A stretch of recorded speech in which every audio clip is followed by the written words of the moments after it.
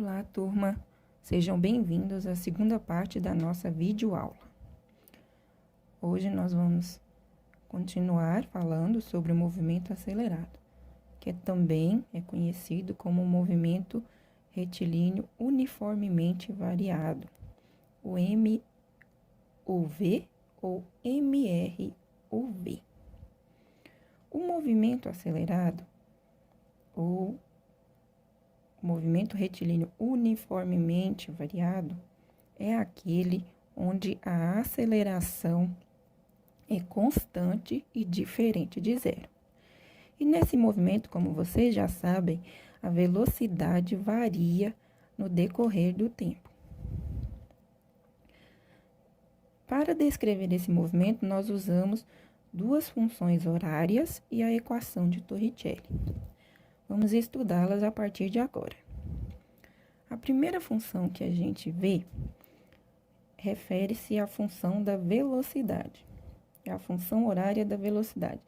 Essa função nos permite saber a velocidade da partícula em determinado instante. Ela é descrita por V, que é igual a V inicial, mais A vezes T.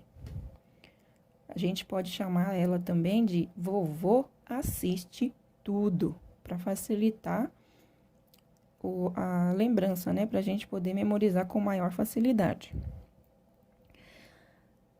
Vamos ver o que significa cada incógnita ali. O V, velocidade final. O V0 é velocidade inicial e ambos são medidos em metros por segundo. O A representa a aceleração, metros por segundo ao quadrado, e o T representa o tempo medido em segundos. Todas essas unidades de medidas são unidades padrão do Sistema Internacional de Unidades, o SI. Percebam que a aceleração está sempre com a incógnita T.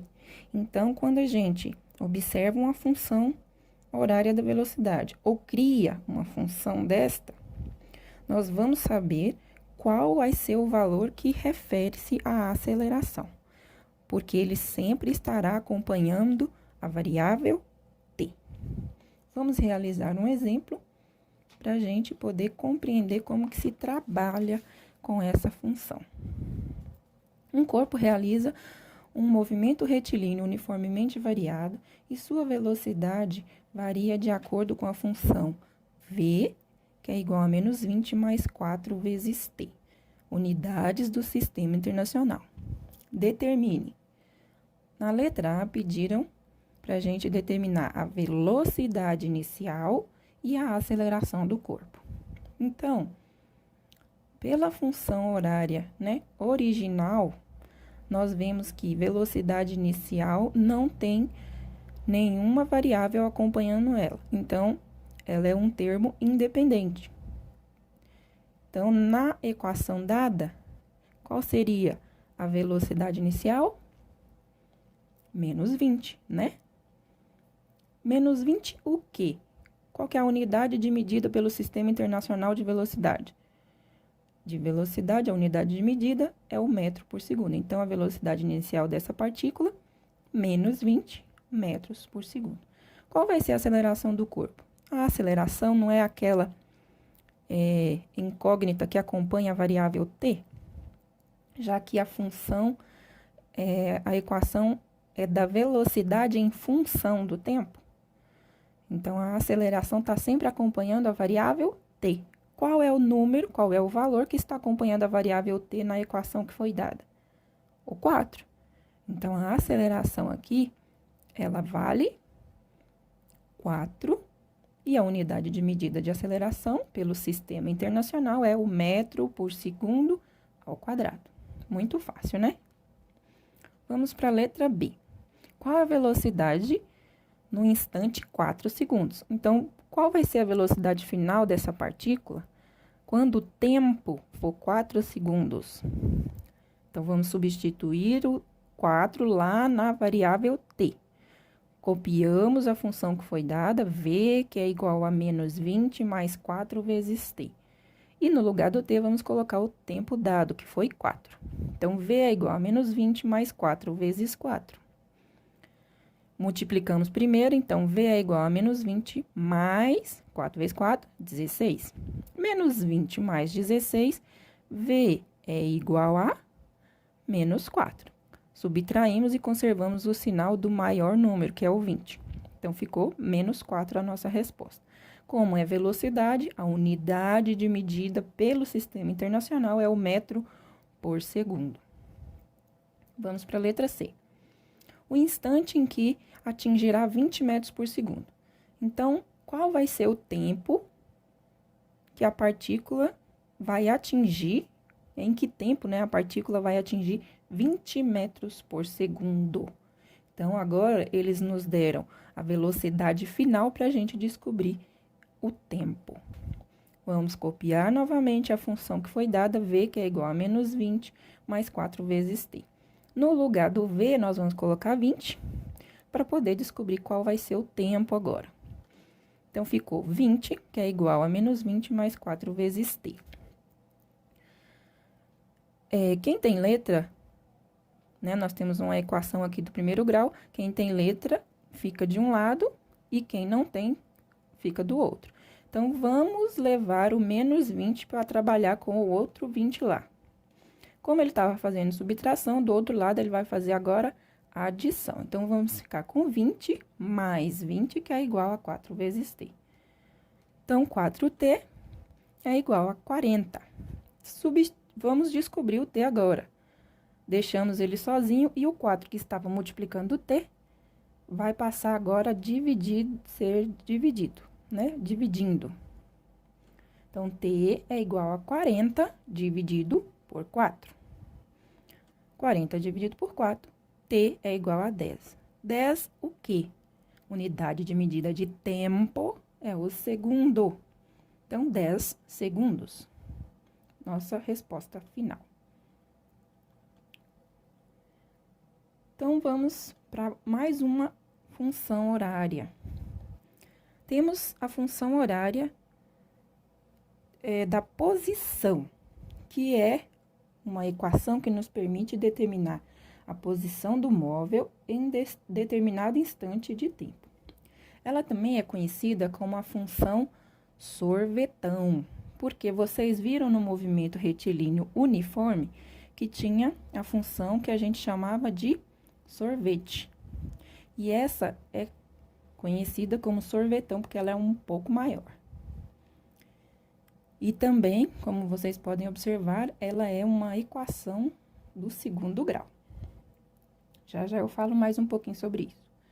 Então, ela é descrita dessa forma. S igual a S0 mais V0 vezes T mais A dividido por 2. Prestem atenção nessa parte. Vejam que a aceleração está sendo dividida por 2. Vezes T ao quadrado.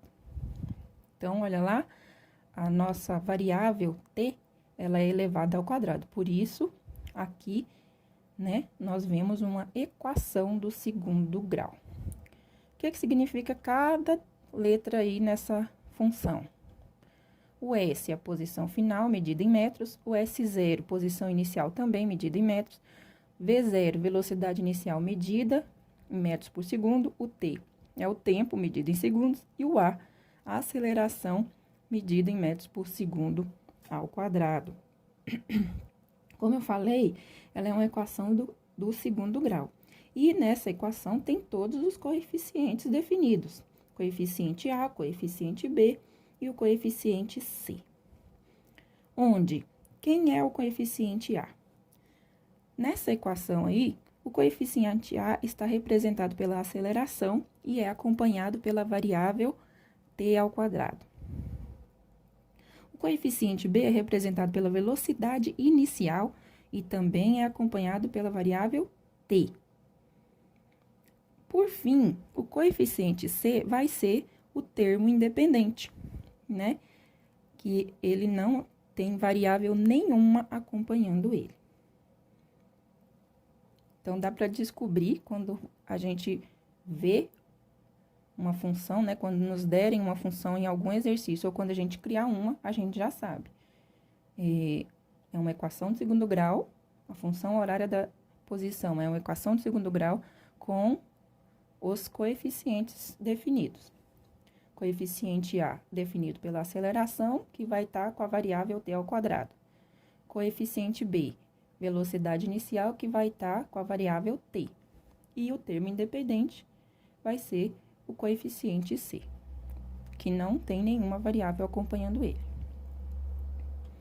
Então, vamos fazer um exemplo aí para a gente compreender como se usa essa função. Um corpo desloca-se sobre uma trajetória retilínea obedecendo a função horária S, que é igual a menos 40, menos 2 vezes t mais 2t ao quadrado.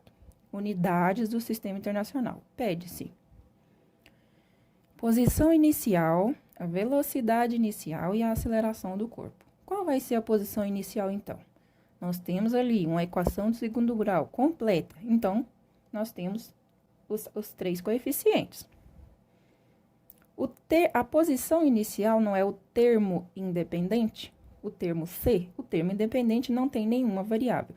Qual é o valor da equação dada que não tem nenhuma variável? Menos 40, não é? Então, a posição inicial aqui é menos 40. Unidade de medida, metro. Qual é a velocidade inicial? A velocidade inicial, ela é acompanhada da variável t, e seria o coeficiente b. Então, pela equação dada, o coeficiente b ali, menos 2. Então, a velocidade inicial é menos 2. Menos 2 o quê? Metros por segundo. E a aceleração? Ali nós temos o valor de 2 que está acompanhando a variável t ao quadrado. Ele representa o valor da aceleração. Mas na função horária original, a aceleração foi dividida por 2, olha lá. A dividido por 2 vezes t ao quadrado. Então, esse 2 aí é o resultado daquela divisão, da aceleração que foi dividida por 2.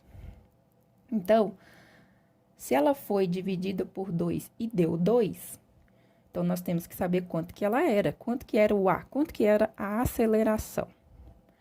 Então, nós vamos pegar esse 2 que está acompanhando o t ao quadrado e vamos multiplicar por 2, que é da função original, para poder saber quanto que era o A.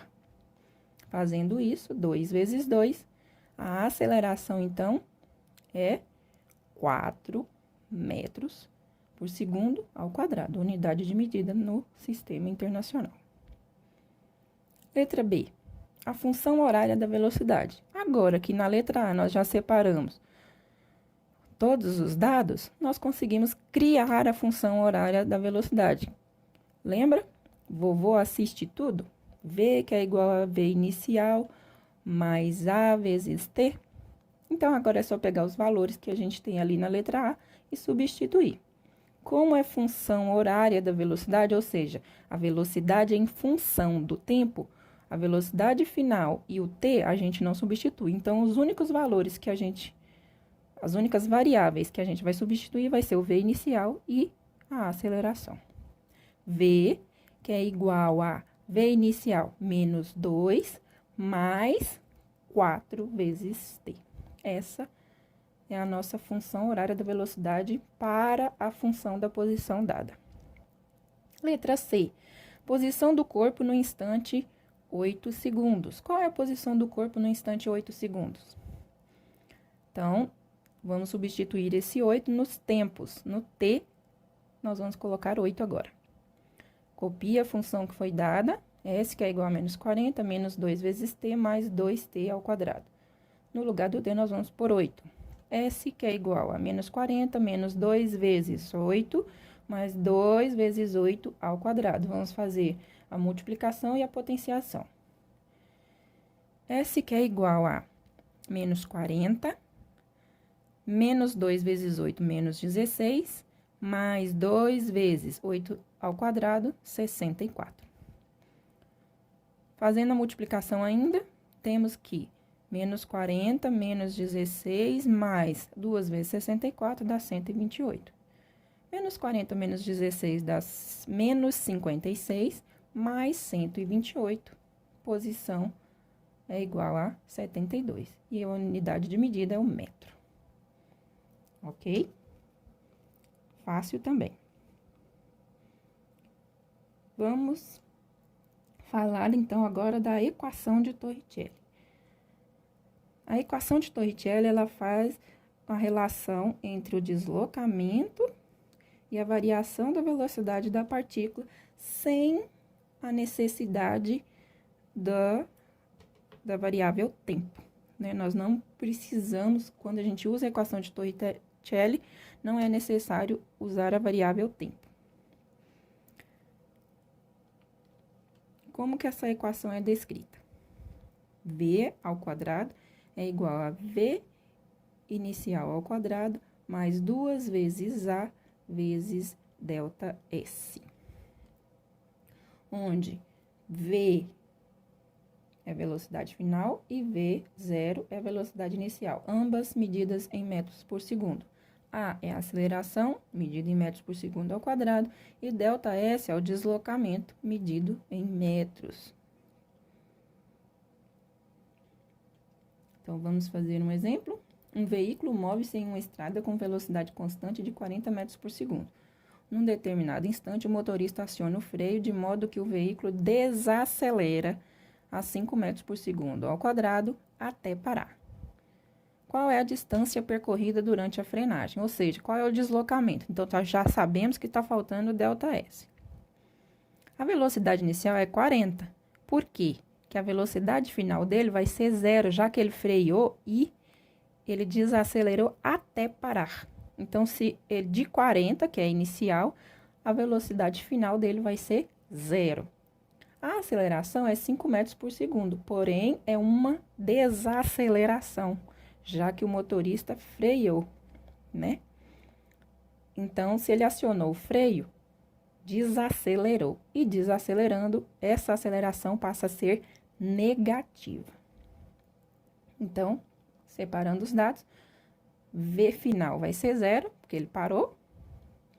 V inicial, 40 metros por segundo. Aceleração, menos 5 metros por segundo ao quadrado, já que é uma desaceleração, e vamos calcular o ΔS. Jogando na função, na equação de Torricelli, V ao quadrado igual a V inicial ao quadrado mais 2 vezes A vezes ΔS. V final é 0 ao quadrado, V inicial 40 ao quadrado, mais 2 vezes menos 5, que é a aceleração, vezes ΔS. 0 ao quadrado é 0, 40 ao quadrado, 1.600, mais 2 vezes menos 5, menos 10. Menos 10 vezes ΔS, menos 10 ΔS. Trocando de lugar aqui, menos 10 ΔS está fazendo subtração, do outro lado vai fazer adição. 10 ΔS é igual a 1.600. ΔS, então, é igual a 1.600 dividido por 10. ΔS é igual a 160 metros. Ele percorreu, então, 160 metros durante a frenagem. Fácil também. Essas funções e a equação de Torricelli também nos ajudam a descrever o movimento vertical. O movimento vertical trabalha tanto a queda livre, né, quando um corpo cai de determinada altura, quanto o lançamento vertical para cima, ou seja, quando um corpo é jogado, lançado de baixo para cima.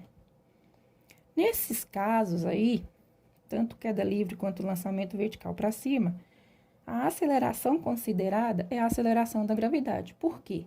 Próximo à superfície terrestre, a gravidade influencia os corpos, sempre puxando eles para o seu centro. Então, a aceleração da gravidade, ela influencia os corpos, puxando eles para o centro da Terra, ou seja, para baixo. Então, se eu jogo um corpo para cima, ele sobe, mas a tendência dele é ir para baixo, voltar. E se ele está em cima, a tendência dele é ir para o centro da Terra, por causa da aceleração da gravidade. Então, nesse caso aí, a aceleração é considerada a aceleração da gravidade. Em queda livre, O movimento, né, de queda livre é um fenômeno natural que ocorre com os corpos na proximidade da Terra, a uma certa distância do solo, em um local onde podemos considerar a resistência do ar desprezível. Nesse caso, a gente fala que o movimento é acelerado, porque a aceleração da gravidade está puxando o corpo para baixo e a velocidade aumenta à medida que o corpo começa a cair. Então, os dois têm os mesmo sentido, né? O mesmo sinal. Então, o movimento é considerado acelerado. Já no lançamento vertical para cima, o movimento é chamado de retardado, pois a velocidade diminui de baixo para cima, ela diminui até ficar zero, até se anular, quando chega na altura máxima. E como a aceleração da gravidade puxa para baixo, os sinais são opostos. Vejam só, aceleração para baixo, velocidade para cima, sinais opostos, sentidos opostos, movimento retardado. Então, olha lá.